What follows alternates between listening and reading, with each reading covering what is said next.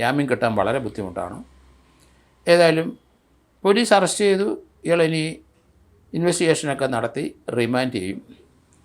റിമാൻഡിൽ തന്നെ കിടക്കും. ചിലപ്പോൾ റിമാൻഡിൽ കിടന്നുകൊണ്ട് തന്നെ ട്രയൽ ഫേസ് ചെയ്യേണ്ടി വരും.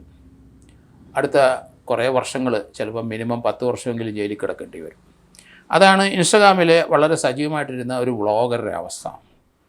അവരുടെ ദുരിതശത്തോടു കൂടി ഇങ്ങനെയുള്ള യൂട്യൂബിലും അല്ലെ ഇൻസ്റ്റഗ്രാമിലും അല്ലെങ്കിൽ സ്നാപ്ചാറ്റ് നടത്തി പല ആൾക്കാരെ വശീകരിക്കുകയൊക്കെ ചെയ്യുന്നത് കുറ്റകരമാണെന്ന് അറിയാം അവർക്ക്. പക്ഷേ അങ്ങ് ചെയ്യുകയാണ്. അങ്ങനെയുള്ളവരുടെ അവസ്ഥ ഇത് തന്നെ. അതിന് യാതൊരു മാറ്റവുമില്ല. അയാളുടെ ഇതുവരെ അയാൾ നേടിയെടുത്ത, മുഹമ്മദ് സാലി നേടിയെടുത്ത അയാളുടെ ആ അന്തസ്സും ആഭിജാത്യവും എല്ലാം പോയി. അയാളൊരു വൃത്തികെട്ടവനാണ് എന്ന് തന്നെയാണ് ഇതിൻ്റെ അർത്ഥം. അപ്പം തീർച്ചയായിട്ടും അതിശക്തമായ നടപടി ഇങ്ങനെപ്പോലെയുള്ള ആൾക്കാർക്കെതിരായിട്ട് എടുക്കേണ്ടി വരും.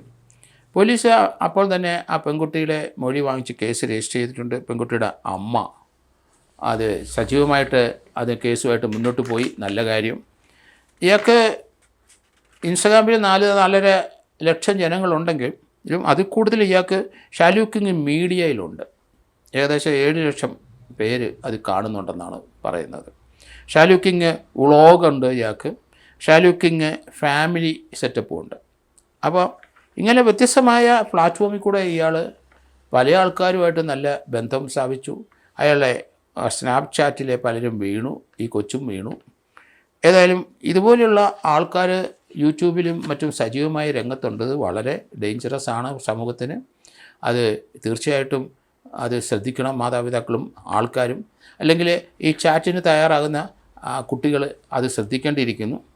ഏതായാലും കൊയിലാണ്ടി പോലീസ് ഈ സംഭവത്തിൽ കേസ് രജിസ്റ്റർ ചെയ്ത ഉടനെ ഒരു ലുക്കൗട്ട് നോട്ടീസ് പുറപ്പെടുവിച്ചിരുന്നു. അന്നേരമാണ് ഇയാൾ മുങ്ങിയത്. ഏതായാലും മാംഗ്ലൂർ വിമാനത്താവളത്തിൽ വന്നിറങ്ങിയ തന്നെ പോലീസിന് ഇയാളെ അറസ്റ്റ് ചെയ്യാൻ കാണിച്ചു. ഇയാളെ മെഡിക്കൽ പരിശോധന നടത്തേണ്ടതുണ്ട്. അത് നടത്തിയെന്നാണ് ഞാൻ മനസ്സിലാകുന്നത്. ഇതുപോലെയുള്ള പ്രവൃത്തികൾക്ക് വേണ്ടി യൂട്യൂബിലൊക്കെ പ്രത്യക്ഷപ്പെടുന്ന ചെറുപ്പക്കാരും ചെറുപ്പക്കാരികളും സൂക്ഷിക്കണം എന്നാണ് ഞാൻ പറയുന്നത്.